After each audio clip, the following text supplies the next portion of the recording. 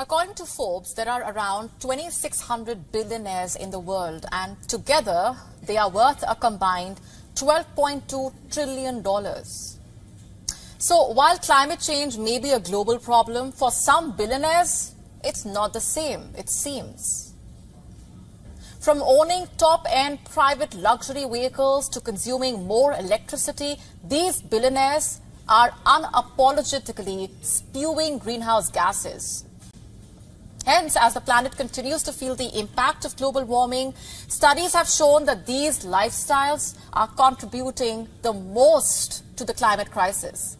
In fact, according to an analysis by Oxfam and US researchers, 12 of the world's wealthiest billionaires produce more greenhouse gas emissions from their yachts, private jets, mansions, financial investments than the annual energy emissions of 2 million homes.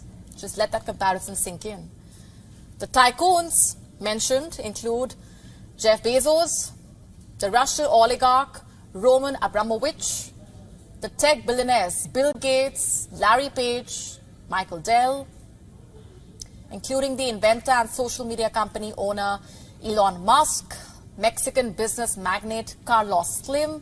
Together, they all account for at least 17 million tons of CO2 and equivalent greenhouse gas emissions annually.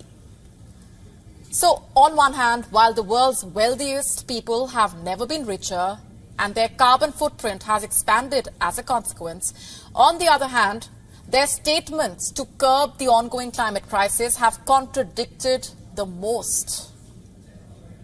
According to conversion data from the US Environmental Protection Agency, out of the 12 rich billionaires, Carlos Slim, Bill Gates and Jeff Bezos account for over 6 million tons of carbon emissions individually.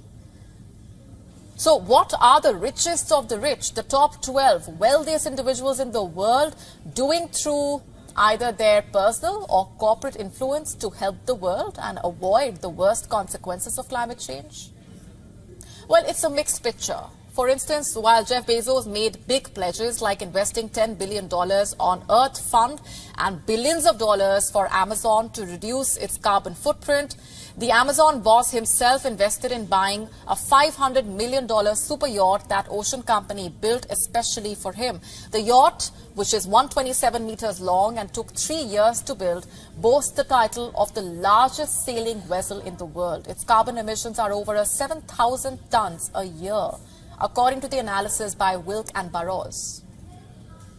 And apart from Bezos, Microsoft chief Bill Gates is also not far behind in making climate commitments. With a net worth of nearly $130.4 billion, the global billionaire, who does not own a giant yacht, but his private jets, luxurious mansions, and a seaplane have majorly contributed to the higher carbon footprints. According to a report published in The Conversation, Gates alone accounts for annual carbon footprint at nearly 7,500 metric tons, and earlier committed to take steps to reduce his personal emissions impact by buying sustainable aviation fuel, switching to electric cars, using solar panels, and even buying offsets that are delivered through carbon removal technologies. And even though social media giant Elon Musk's carbon footprint is lower than the other billionaires, Musk's estimated footprint was recorded at over 2,000 tons.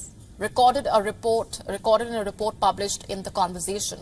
Musk in 2020 sold all of his mansions and promised to divest the rest of his worldly possessions. Musk does not own a super yacht and says he does not even take vacations. The Tesla founder even argued that his work with Tesla and Solar City has made huge contributions to curb the climate crisis. Carbon inequality math is so new and so intimidating that researchers assessing it are left mostly with questions. Perhaps the biggest one comes in the affluence paper. Can a transition to reduced and changed consumption be achieved while at the same time keeping economic and social stability? So as consumption and emissions continue to rise, that remains very much an open question.